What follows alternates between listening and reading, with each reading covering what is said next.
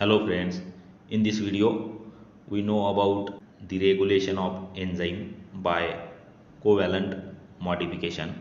Many enzymes may be regulated by covalent modification, most frequently by the addition or removal of phosphate groups from specific serine, threonine or tyrosine residues of the enzyme.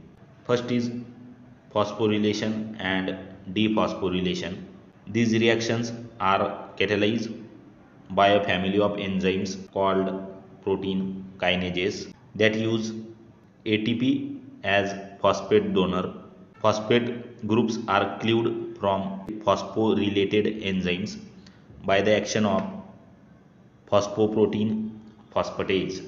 Second is nucleotidylation. It takes place with a specific tyrosine residue on enzymes by adenylyl transferase inactivate the enzyme, whereas removal of nucleotide activates the enzyme again.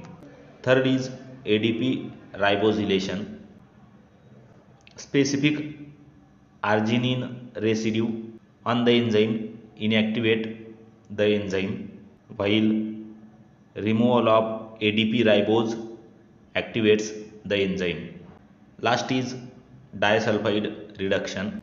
It is also used as regulatory mechanism in some enzymes such as phosphofructokinase, fructose 1,6 bisphosphatase and ATP synthase during photosynthesis.